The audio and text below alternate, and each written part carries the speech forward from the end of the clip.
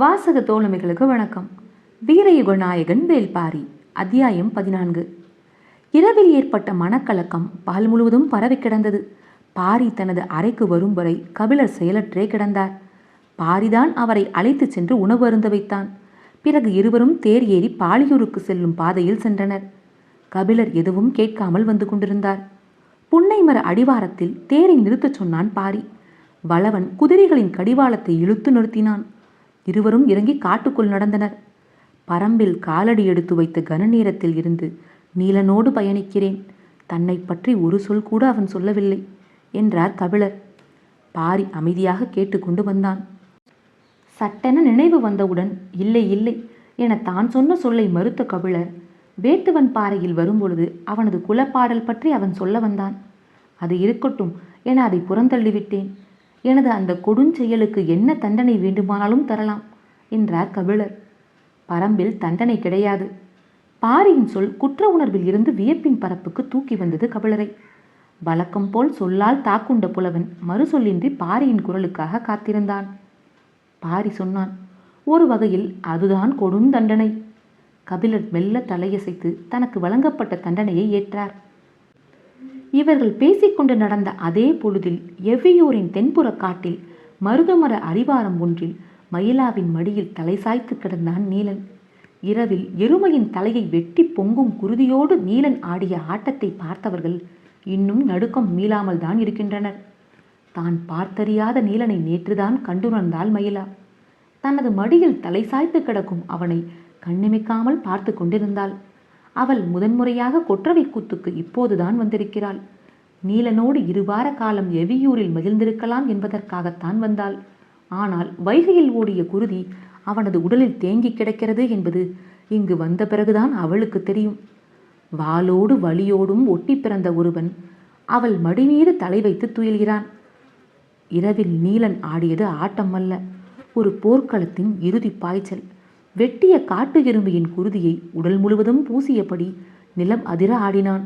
நிலத்தில் பட்டும் வானில் சுழன்றும் திரிந்த நீலனின் கால் அசைவுகளுக்கு ஈடு கொடுக்க முயன்றும் திம் திம் திம் என பறையை கொட்டிய பாணர்களின் கைகள் நொந்ததுதான் மிச்சம்.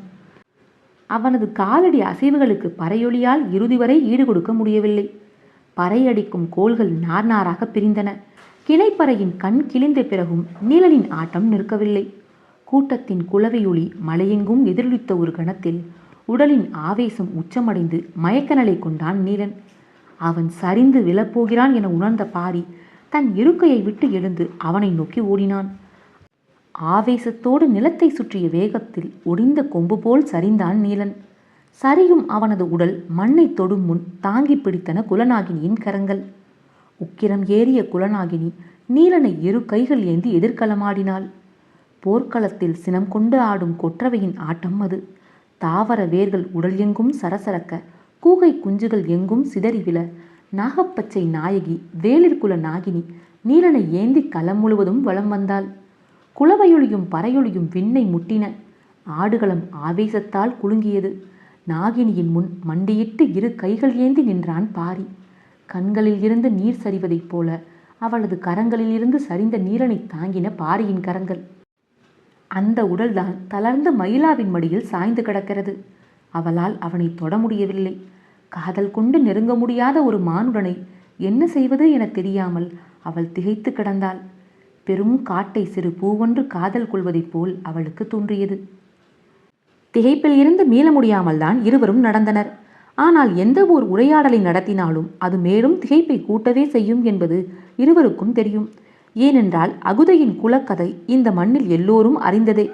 எல்லோரும் அறிந்த கதையை அறிஞர்கள் இன்னும் அடியாளத்தில் இருந்து அள்ளித்தருவர். கபிலரின் சொற்கேட்க ஆவலோடு இருந்தான் பாரி. கபிலர் சொன்னார், மருத நிலத்தில் ஒரு பறவை இருந்தது. அதன் பெயர் அசுனமா. இசைக்கு மயங்கும் பறவை அது. கூடல்வாசிகள் வைகை கரையில் அமர்ந்து மாலை பொழுதில் சிறு யாழ் மீட்டி மகிழ்ந்திருப்பர். அசுனமா சிற்றொலி எழுப்பியபடி நாணல்களுக்குள் இருந்து ஒவ்வொன்றாக பறந்து வரும். யாழ் இசைக்கப்பட்டு கொண்டே இருக்க இசைப்பவனை சுற்றி அசுனமா வந்து இறங்கும். கொன்றை மர கிளையால் செய்யப்பட்ட யாழையே கூடல்வாசிகள் மீட்டுவர். அசுனமா கொன்றை மரத்தில் மட்டுமே அடையக்கூடிய பறவை. யாழின் இசை செவியிலும் கொன்றையின் வாசனை நாசியிலும் ஏற அசுனமா கிறங்கி அந்த இடத்திலேயே அடைய தவிக்கும். நேரம் ஆக ஆக அது இசைப்பவனை நெருங்கும். பின்னர் அவன் மேல் ஏறத் தொடங்கும். அவனது தோள், கை, கால் என எங்கும் சிற்றீசல் போல் மொய்க்கத் தொடங்கும். மயங்கிய அசுனமா இசைப்பவனோடு கொஞ்சும். தனது சிறு அழகால் அவனது கூந்தலை கோதும். மலரின் இதழ் விரிவதற்காக அவற்றுக்கு எதிரே பறந்தபடியே காத்திருக்கும் தேனீக்கள் போல இசைப்பவனின் இமைக்கு நேரே இறக்கைகளை அசைத்தபடி அது தள்ளாடி தள்ளாடி மிதக்கும். இசைப்பவன் அதனை கண்டு சிரித்துக்கொண்டே யாழ் மீட்டுவான். அந்த சிரிப்பை தனது அழகால் கொத்த அவனது இதழை முட்டும். அந்த கொஞ்சலில் இருந்து விடுபட முடியா இசைஞன் இரவெல்லாம் யாழ் மீட்டி கிடப்பான் என சொல்லும் பொழுதே கபிலரின் குரல் உடையத் தொடங்கியது. கூடல் மக்களுக்கு அசுனமாதான் குலப்பறவை. இசை கேட்டு தலையாட்டும் அசுனமா இன்று இந்த நில உலகில் எங்கும் இல்லை. அந்த பறவையினம் எங்கே போனது, எப்படி அழிந்தது என யாருக்கும் தெரியவில்லை. குட்டூர் முடவனார்தான் ஒரு கவிதை பாடினார். அகுதையின் குலம் அழிந்த மறுநாள் யாழ் நரம்பில் வந்து மோதி மோதி தங்களின் கழுத்தை அறுத்து கொண்டு அசுனமாக்களும் அழிந்தன என்று. விரல்களால் அவனது தலைமுடியை மெல்ல கோதினாள். ஆற்றலின்றி அயர்ந்து கிடந்த நீலன் கண்விழிக்க முயன்றான். அவள் கன்னம் தொட்டு தூங்குமாறு இமை மூடினாள். அவனுக்குள் இரவின் ஆவேசம் மேலே எழும்பியபடியே இருந்தது. கிணிப்பானனின் குரல் செவிப்பறைக்குள் மீண்டும் மீண்டும் வந்து மோதியது. நினைவுகள் அவனது கழுத்தை நெரித்தன. எல்லாவற்றையும் சட்டென மறுத்து கண் விழித்தான். அவள் சற்றே அச்சம் கொண்டாள். அவளது விரல்கள் கன்னம் தொட அஞ்சின. அவன் கழுத்தை தூக்கி எழ முயலும் பொழுது அவள் நெஞ்சில் கை வைத்து அழுத்தி அவனை படுக்கச் செய்தாள். அவன் மனம் இரவில் இருந்து மீள முயன்றது. அவள் விரல்களால் அவனது உடல் முகர்ந்து வெளிவர வழியமைத்து கொண்டிருந்தாள். பாரி கேட்டான், கூடல்வாசிகளுக்கு மட்டும் உளவு சிறப்பாக வசப்பட்டது எப்படி? எல்லோரும் காட்டை அழித்து விளைநிலமாக்கிய பொழுது காட்டை அறிந்து கொண்டு நிலத்தை விளைய வைத்தவர்கள் அவர்கள். ஆர்வத்தோடு பாரி வினவினான், எப்படி? பன்றி அகழ்ந்த நிலத்தில் பயிர் நட்ட மலை அனுபவம்தான். சமதளத்தில் பயிர் நடும் முன் மண்ணை ஏற்கொண்டு கிளறச் சொல்லியது. பன்றியின் முன் உதடு பூமியின் தன்மையை உணரும். அதுபோல பூமியை உணரவும் நிலத்தை கிழித்து இறங்கும் மரத்தை உணரவும் முயன்றனர் கூடல்வாசிகள். வண்டல் மண்ணுக்கு, இறுகிய மண்ணுக்கு, இளம் மண்ணுக்கு என உளுப்படைகளை வகைப்படுத்தி உருவாக்கினர். தாழி மரமும் வேளா மரமும் வெக்காளி மரமும் கொண்டு கலப்பைகள் செய்து மண்ணின் தன்மைக்கு ஏற்ப அவற்றை பயன்படுத்தினர். உளுமரங்கள் மண்ணுக்கு ஏற்ற ஆழம் கொண்டு உழுதன. எல்லோரும் நிலத்தை உழ வேண்டும் என அறிந்திருந்தனர். ஆனால் உழும் நிலத்தை உணர வேண்டும் என்று அறிந்தவர்கள் அவர்களே. உணர முடியாத இடத்தில் கிடந்த நீலனை உணரத் தலைப்பட்டாள் மயிலா.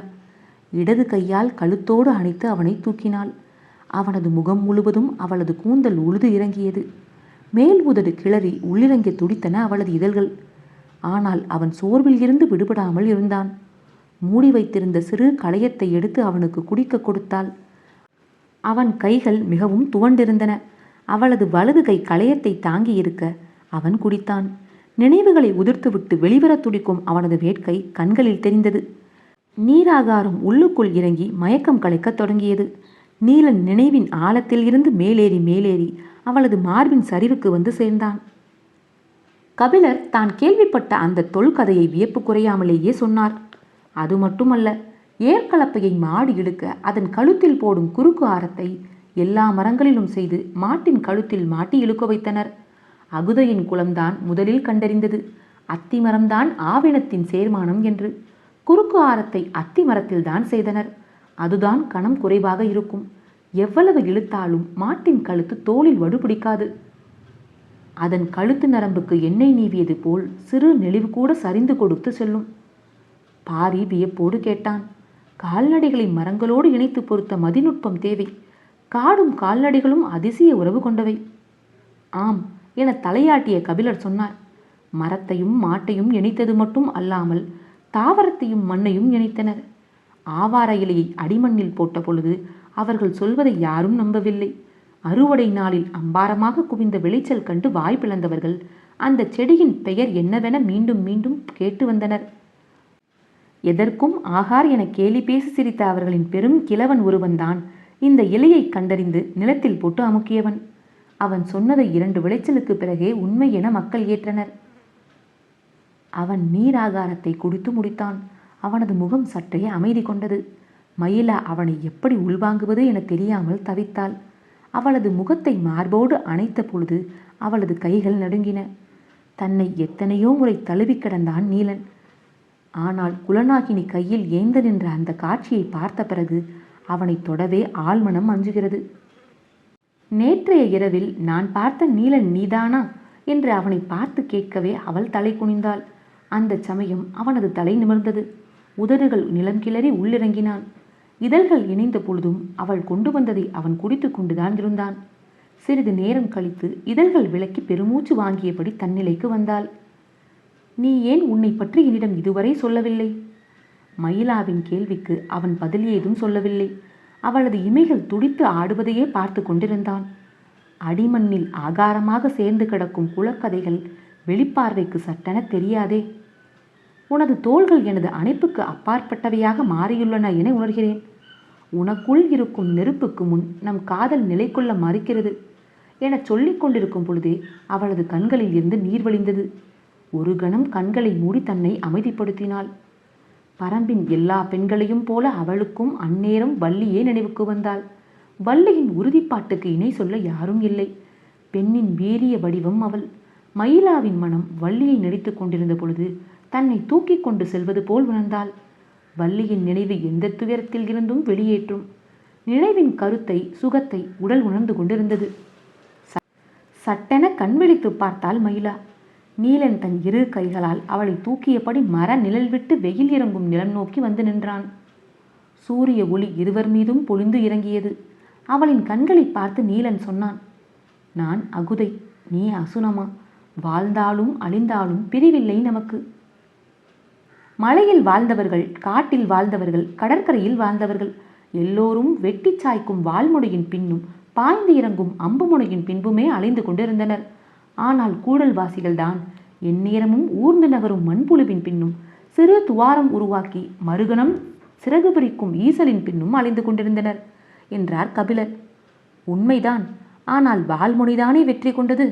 எந்த மண்ணிலும் விளைய வைக்க தெரிந்தவர்களை விதை நெல்லே அறியாதவர்கள் வீழ்த்திவிட்டனரே. காலம் வைகையின் சாட்சியாக சொல்லும் செய்தி ஒன்றுதான். எந்த கணமும் நீ தாக்கப்படலாம். ஆனால் அதற்கு முந்தைய கணம் உன்னுடையது. அதில் நீ கையறு நிலையில் நின்றால் உன் குலம் ஆரோடு போகும் என்றான் பாரி. கபிலர் தலையசைத்து ஒப்புக்கொண்டார். அகுதை மாவீரன்தான். ஆனால் திருநாளின் அதிகாலையில் கொலைவாள் கொண்டு சூழப்படுவோம் என்பதை எதிர்பார்க்கும் அளவுக்கு அவன் மனம் சீர்கெடவில்லை. தீயவர்களின் வீழ்ச்சி மகிழ்வை கொடுக்கும், பாதிப்பை ஏற்படுத்தாது. நல்லவர்களின் வீழ்ச்சியோ துயரத்தோடு நிற்காது, பெரும் பாதிப்பை உருவாக்கும். அகுதையின் தோல்விதான் இந்த மண்ணின் சமநிலை சரிய காரணமானது. வளமான பூமியை தன் கைக்கு வந்ததும் வென்றவன் பெரும் வலிமை கொண்டவன் ஆனான். அது போன்ற ஒரு கொலைவெறி தாக்குதலை எதிர்பாராத பொழுதில் நிகழ்த்தினால் நாமும் பெரும் வளம் பெற்றவர்களாக மாறுவோம் என்ற எண்ணம் எல்லோருக்கும் வரத் தொடங்கியது. அதைவிட பெரும் தாக்குதலை நிகழ்த்தி அடுத்தடுத்து 3 குலங்களை அழித்ததனால் பாண்டிய குலம் முதல்நிலை பெற்றது. போர் என்பது அரை கூவி நிகழ்த்துவது என்ற மரபை உடைத்தான் கொற்கை பாண்டியன். அகுதை மீது தொடுக்கப்பட்டது போர் அல்ல. பாரி பேசிக் கொண்டிருக்கும் பொழுது இடதுபுறம் இருந்த புதருக்குள் இருந்து சென்னாய் ஒன்று பாய்ந்து ஓடியது. அது ஓடிய திசை நோக்கி விரைந்தான் பாரி. அது அடுத்தடுத்து புதர்களுக்குள் நுழைந்து வேகம் கொண்டது. அதன் திசையை கூர்ந்து கவனித்தபடி தனது கையில் இருந்த ஈட்டியை இழுத்து வீசினான் பாரி. செடி கொடிகளை கிழித்து கொண்டு அதன் விழாவிலே இறங்கியது ஈட்டி. பாரியை நோக்கி ஓடி வந்து நின்ற கபிலர் மூச்சிரைத்தபடி கேட்டார், அது இறந்து விட்டதா? ஆம் என்றான் பாரி. தன் போக்கில் போகும் விலங்கை ஈட்டி எறிந்து கொள்ளும் செயல் கபிலருக்கு நடுக்கத்தை ஏற்படுத்தியது. பாரிதானா இது என பதறியபடி பார்த்தார். புதருக்குள் போன பாரி தான் எறிந்த ஈட்டியை அதன் உடலில் இருந்து பிடுங்கி எடுத்து வந்தான். கபிலரின் முகத்தில் இருந்த வெறுப்பை பார்த்தபடி இலைகளால் ஈட்டியில் இருந்த குருதியை துடைத்து கொண்டே சொன்னான், விலங்குகள் தமது உணவுக்காக பிற விலங்குகளை வேட்டையாடி தின்கின்றன. ஆனால் தனது உணவுக்காகவும் தேவைக்காகவும் மட்டுமல்லாமல் கண்ணில் படும் எல்லா விலங்குகளையும் கொன்று போடும் இயல்புடைய விலங்கு இது மட்டும்தான். கண்ணில் படும் நாடுகளையெல்லாம் விழுங்க பார்க்கும் வேந்தர்களைப் போல. கபிலர் அதிர்ந்து பார்த்தார். காட்டு உயிர்களின் அழிவு சக்தி இதுவே. அழிவு சக்திகளை எந்த இடத்தில் கண்டாலும் பரம்பின் ஈட்டி பாயும். அத்தியாயம் 14 நிறைவுற்றது. காற்றோடும் உங்கள் காதுகளோடும் நான் எவி மயிலா.